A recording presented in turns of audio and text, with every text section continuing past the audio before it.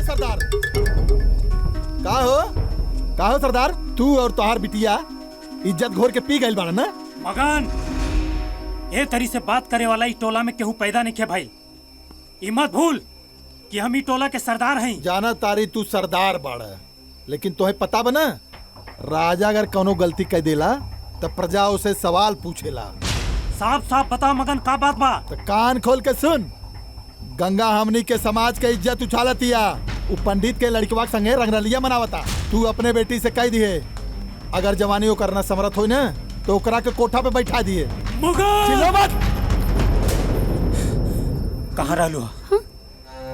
केकरा संगे रहलू? फुलवा के संगे। जब जवान बेटी झूठ बोले लगे ना तो समझ लियो ओकर मन में पाप पड़ रहल बा। आज के बाद तोरा घर से निकल चल।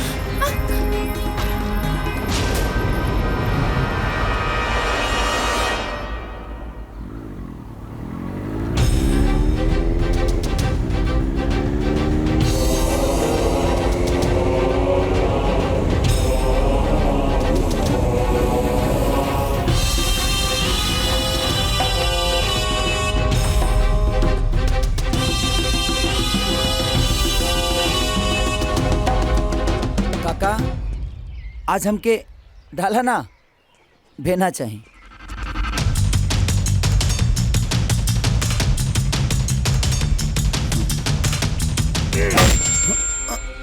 देना चाहिए।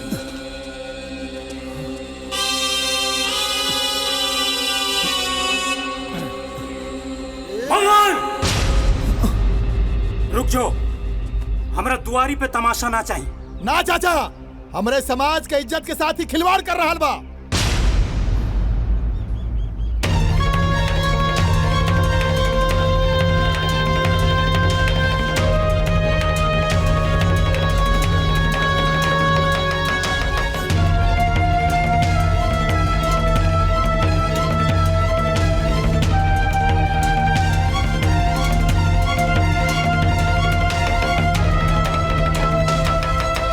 हमने गरीब जरूर बनी बबुआ, बाकी बजारू ना।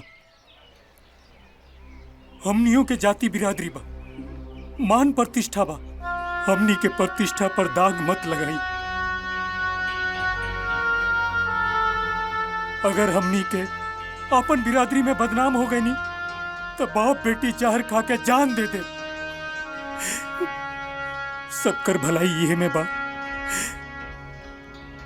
कि रउआ गंगा के भूल जाए। निकल जाई बबुआ, निकल जाई। बीरेन भैया ठीक कहता रे बबुआ जी। राउर और गंगा बिटिया के मिलन संभव नहीं थे। दोनों समाज के बीच में बनल खाई के और गहरा मत करी। भगवान खातिर हमरा बेटी के जिंदगी से निकल जाई बबुआ, निकल जाई।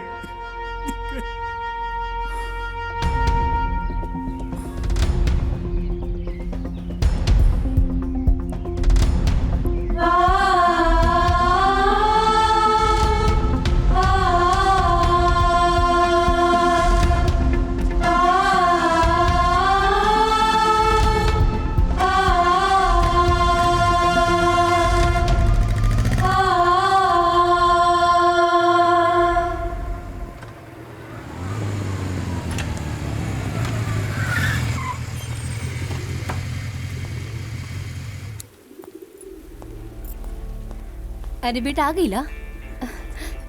ए बेटा। हाँ? बाबू। अरे इनका का भाई? पता न जी, आज का चेहरा बहुत उतरल लगा था। पाकल कटहर ज्यादा देर घर में रख दिहल जा तो ओकर गंध चारू ओरिया फैले लागेला। बीरेन भैया बिटिया सियान हो गई बिया, यही से जितना जल्दी हो सको ओकर बियाह कर द। अब ओकरा से कोनो गलती ना हुई। ये बात तू समझता रहा आ हम समझता है, लेकिन ओकनी के दिल में एक दूसरा के प्रति जौन प्यार बैठल बा ना, वो ये बात के ना समझ पाई। ई इश्क के चिंगारी है भैया। एकरा पहले की ई चिंगारी आग बन जाए, ई चिंगरिये के बुझाए दा। अरे लेकिन बियाह खातिर कोनो नीमन लड़को तो चाहिए। अरे ते हमार भागिना मगन में कोनो कमी बा का? ओकरा गांव में ओकरा नाम से कुछ जमीनो बा। जीतन भैया एकदम ठीक कहता रे बीरे। गंगा खातिर मगन से नीमन लेकर दूसर कहीं खोजले ना भेटाई। यही से जितना जल्दी हो सके मगन और गंगा के ब्याह करा दे। तो सुना वीरेन भाई, मंगर से खरवा शुरू हो रहा बा, सोमवारी की शादी हो जाए चाहिए। कोनो भी फैसला करे से पहले एक बार गंगा से तो पूछ ला।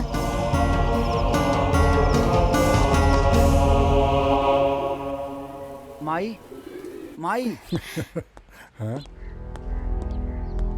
माई हम तो से कुछ कहल चाहते हैं। वो कुल छोड़, तू आओ इन्ने पहले हमके बहुत जरूरी बात करे के बा। पता बा तोहार बाबूजी तोहार और पारुल के सगाई तय कर दे रे बाड़न। यह सोमवार के सगाई बा, अगला लगन चट्टे तोहर बियाह।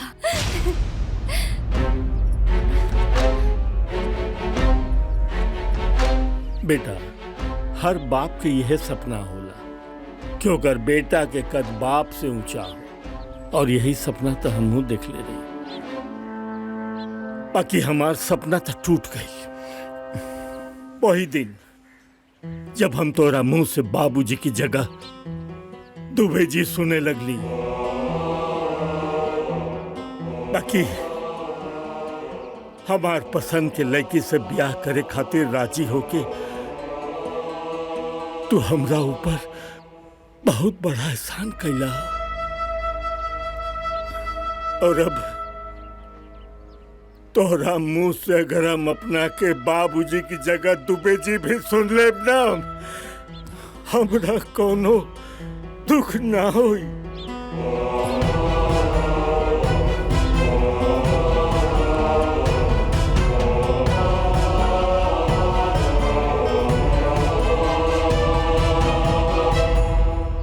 हमरा के बस एक बेर राजा से मिले के बा। ओकरा बाद तू लोग जौन कबा हम उहे करब। का करबू राजा से मिलके? उनकरा से मिलके हम ये देखल चाहतनी कि जौना आग में हम जल रहल बानी उहे आग में वो भी जल रहल बाड़ी कि ना। तो ठीक है, चला।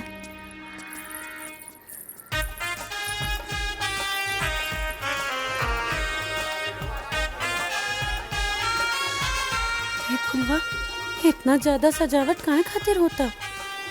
हाँ? ड्राइवर गाड़ी रोको। क्या है दुआरी पर? जी हम गंगा। कौन गंगा? बीरेन चौधरी जी के बेटी। ओ, ए लड़की, सोमवार के सतीश दुबे के बेटा के सगाई है।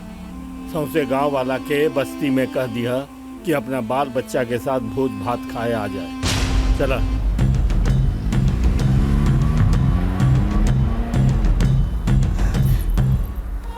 देख ले लो ना अपन राजा के प्यार के नाटक तोहसे, और सगाई ओकर जात के लड़की से। हमनी गरीब लोग इनकरा खातिर सिर्फ एगो खिलौना है, दिल बहलावे वाले खिलौना।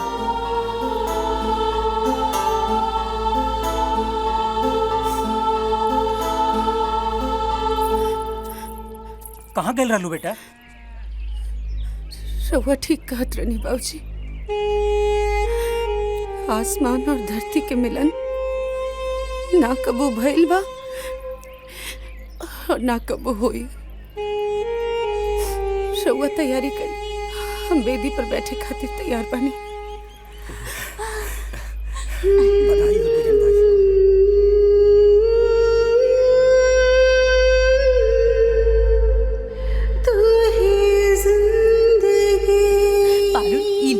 हाई पहना।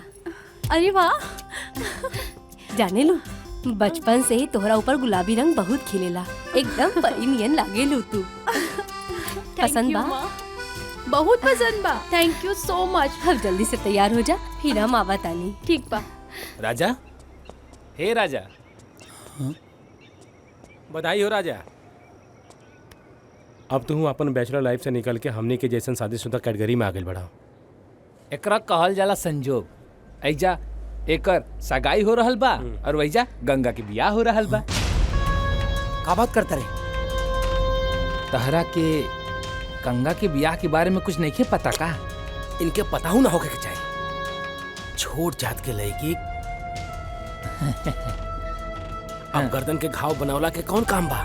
आम खा गुठली काहे के गिना तारा? आ ठीक है नु भाई, समय रहते पता लाग गई, ना तो गर्दन के घाव हो जाए। तानी कही जी रुका सा।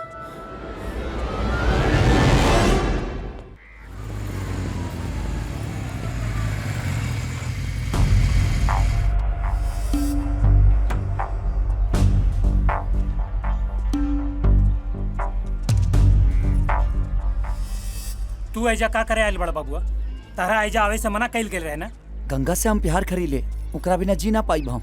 ए, कौने प्यार की बात करत ताड़े? वैसे भी तोरा खातिर अच्छा ये रहे कि तू चला जा। आज हम गंगा से शादी करता नहीं। गंगा से शादी तो द्वार हुई, लेकिन खाली उनका शरीर से, आत्मा से ना। कैसे कि उनका आत्मा में हम बसीले। ई के कह दिलस तारा से? अरे गंगा ई बिया अपन मर्जी से कर रहल बिया। मर्जी से? ये बात हम गंगा के मुंह से सुनल चाहता। गंगा बहरी आओ।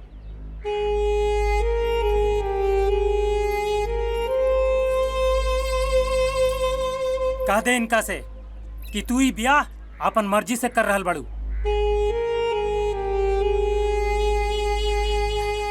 ये बिया हम अपना मर्जी से कर रहल बानी। सुन लेला ना?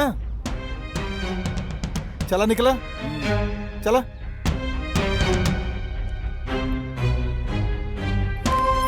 गंगा, ये बात हमारा आंख में आंख डाल के बोला। गंगा,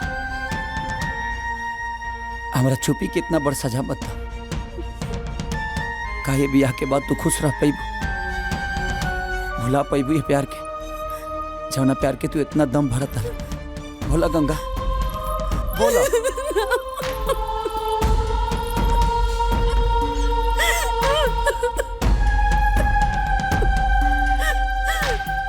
सुन नहीं रेवा सबे, मत करी हमने दोनों के अलग। ना तई जी पई है, नहीं का भी ना हम। अरे हम मननी की टहनी एक दूसरा से बहुत ज्यादा प्यार करेला, लेकिन बबुआ जी गंगा के तहर समाज कबो स्वीकार ना कर पाई। गंगा के साथे हमरा जिए के बा, हमरा समाज के ना। ए चाचा, ई जौन पंचायत होत ना, ई ठीक ना बा। गंगा के ऊपर ओकर बाबूजी के हक पहले बा। ई बतावा राजा, का तू गंगा से ब्याह करबा? आज के आज? हाँ बोला। तो के आज के आज यही मंडप पे गंगा से ब्याह करे कही। बोला राजा। करबा बिया गंगा से? बोला बोला करबा बिया गंगा से? हाँ बोला बोला करबा बिया करवा उसे।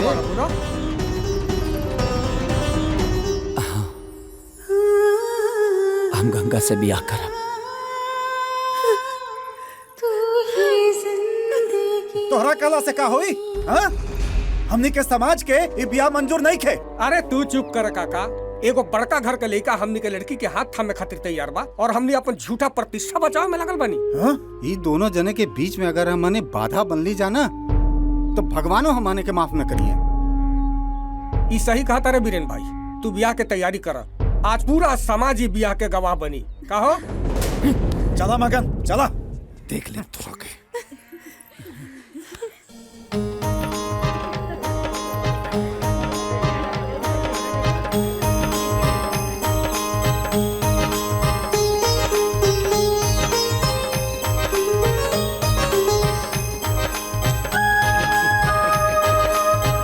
अरे राजा कहाँ बढ़े? अभी आवत हुई, एहिजे गेल हुई। शंभू, अरे राजा के फोन लगावा।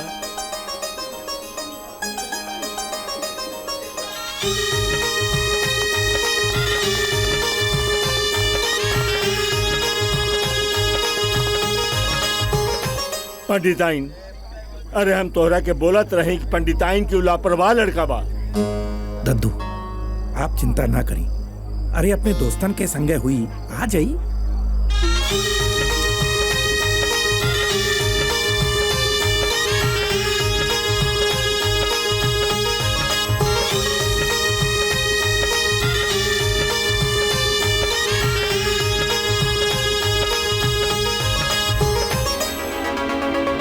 तू ही आशिकी,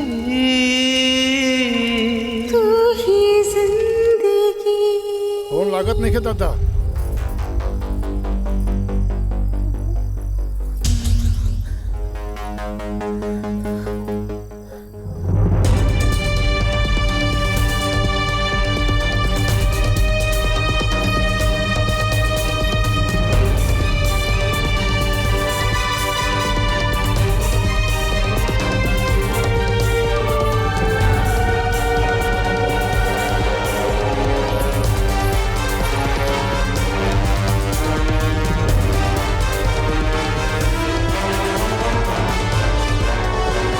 राजा, इस शूद्र के हाथ पकड़ के आवे के मतलब? बाबूजी, इस शूद्र ना ये घर के बहू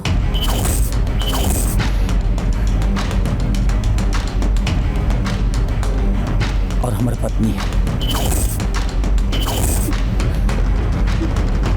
हम सोच भी ना सकीले कि दुबे खानदान के इकलौता वारिस अपने ही खानदान के इज्जत गंदे नाली के पानी में मिला के बर्बाद कर देलस। अरे हम तो तोहार रिश्ता अपना खानदान के बराबरी के घर में कैले नहीं। हम कब कहले रहनी पारुल से हमार सगाई करे खाती? यो फैसला राउरे रहे, खाली अपन मान मर्यादा प्रतिष्ठा के बचावे खाती।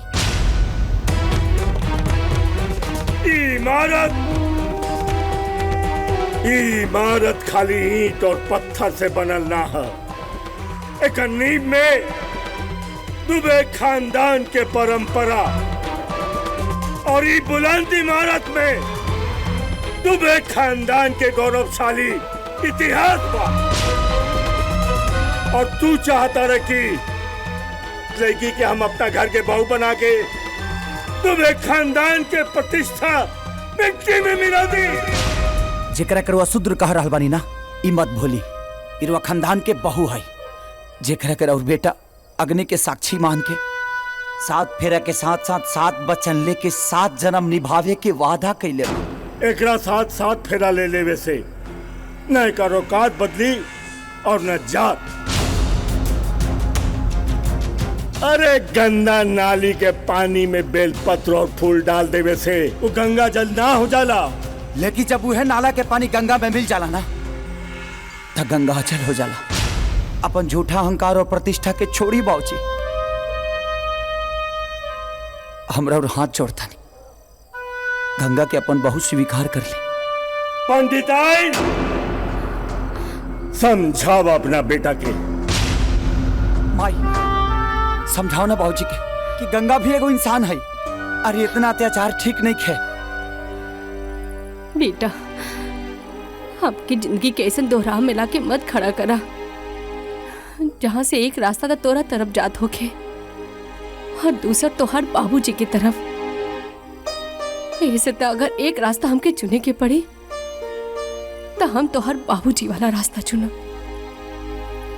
जैसे तोहार आज की तहार गंगा बढ़ी, वैसे ही हमार स्वाभिमान हमार सुहाग बटे।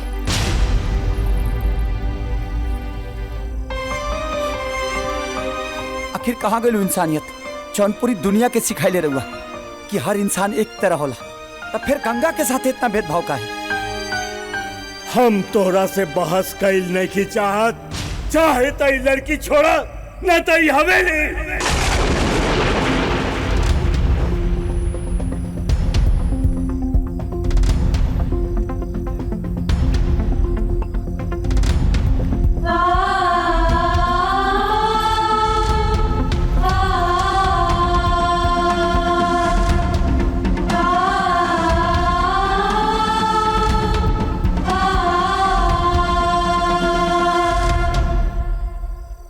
बाबूजी, रहुआ से एगो बात पूछल चाहते हैं। इतना दोस्त लड़की सन के घर पे लेनी घूमनी फिरनी रहुआ देखबो कैनी, लेकिन आज तक लोगन के जात ना पूछनी कि कौना जात का हिस्सा।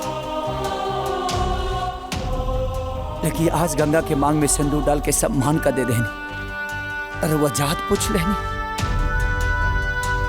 यहाँ जितना लोग आत्मा जिंदा बा, सबसे एगो बात कहल चाहता नहीं कि किसी के साथ सोना आशिकी नहीं, किसी का होना आशिकी है। अब गंगा के साथ जियब भी और गंगा के साथ मरब भी। अरे ते का मरबे, ते तो हमरा खातिर आजे मर गईले। शास्त्री जी दादा। कलश लाओ। जी।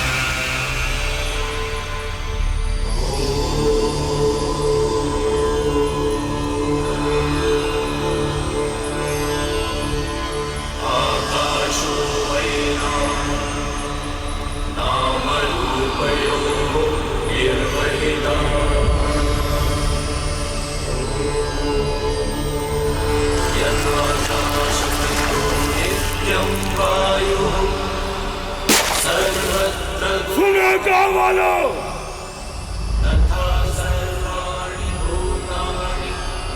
ये सतीश दुबे आज और अभी से अपने बेटे को विरासत से बेदखल करता है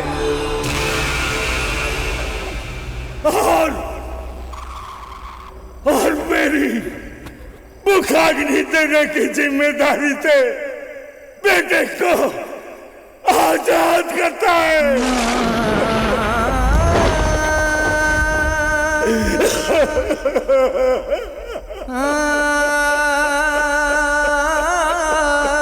जाओ जाओ जाओ।